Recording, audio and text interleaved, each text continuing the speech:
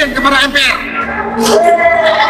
Pernyataan sikap Purnawirawan Prajurit TNI mengusulkan pergantian Wakil Presiden kepada MPR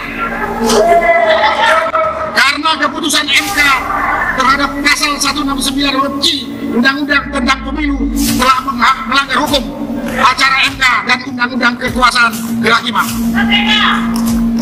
Ratusan purnawirawan TNI lah menuntut begitu kan ya, desak reshuffle kabinet Prabowo Gibran dan bahkan ganti wapres. Wah. Ini nampaknya menarik ya. Ini nampaknya menarik. Kenapa? Tuntutannya tidak main-main, bos. Bukan kaleng-kaleng di situ begitu ya. Mendesak mereshuffle kabinet orang-orang Jokowi hingga mengganti wapres. Namanya Gibran.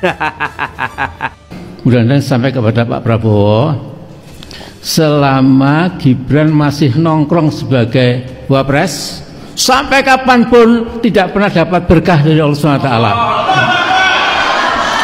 Hanya akan menimbulkan petaka lebih lama lagi ya. Nah, jadi kita minta atas nama kita semua, tolong diperhatikan Pak Prabowo. Jadi kalau bisa 3 bulan setelah ini itu segera diganti, lupakan sama sekali ya. Dan kedua, Mas Prabowo juga harus menekan kepada bapaknya Hufafa, ente Pak Mulyono, jangan lagi mencawe-cawe terhadap kebijakan saya ya. Kalau dilakukan, insya Allah yang diidealisasi, digambarkan secara ideal oleh Pak Prabowo itu pelan-pelan jadi kenyataan. Untuk Fufufafa tadi tantangannya adalah prosedur. Karena tadi 7A ya alasannya perbuatan tercela. Prosedurnya adalah DPR harus bersepakat dulu 88 fraksinya untuk bilang bahwa ini ada pelanggaran konstitusi. Itu aja udah menantang pasti. Nanti Bang Deddy saya kira harus mengulasnya ini. Sangat-sangat menantang pasti.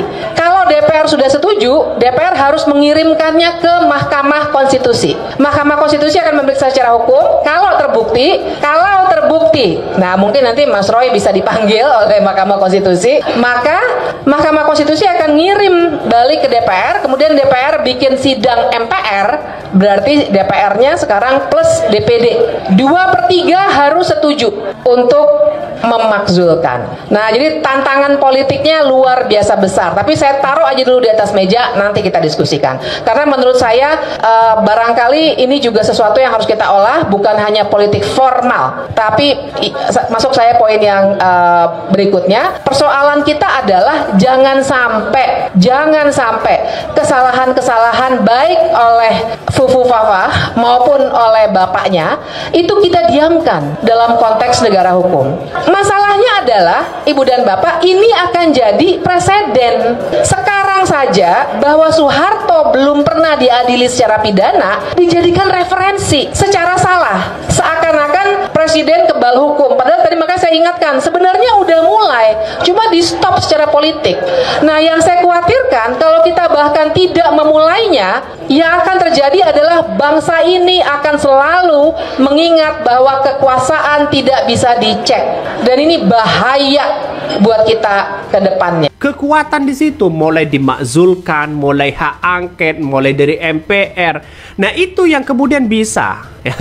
Tapi kalau hanya desakan-desakan dari purnawirawan, saya kira ya agak sulit juga, karena negara kita adalah negara demokrasi dan satu sisi Gibran kuat posisinya sebagai wapres. Jadi gampang sebenarnya tuntutan-tuntutan yang harus kita hadapi begitu kan ya. Yang kita tuntut begitu gampang, nggak usah reshuffle sana sini begitu. Gampang begitu. Pertama, posisi Gibran dikunci aja. Ya, jangan diberikan kewenangan-kewenangan yang kemudian bisa leluasa mereka menggunakan kekuatan mereka begitu. Kalau ini diberikan kebebasan ya, diberikan kewenangan yang sangat tinggi, maka bukan tidak mungkin ya Presiden Prabowo akan kewalahan karena dia masih muda dan sekeliling mereka banyak begitu kan ya, yang kemudian masih masih setia terhadap Jokowi dan Gibran.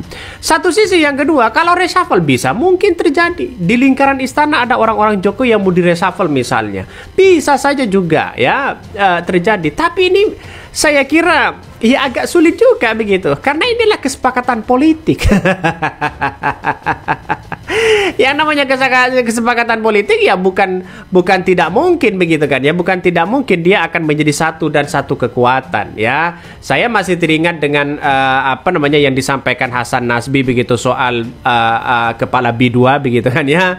Ya sampai sekarang masih itu aja begitu. Jadi saya kira tidak mungkin akan dipecat begitu saja. Padahal ini sudah semangat loh begitu kan ya. Padahal ini sudah semangat loh para jenderal-jenderal purnawirawan di situ begitu kan. Bahkan ratusan ya purnawirawan mengusulkan pergantian wakil presiden ya.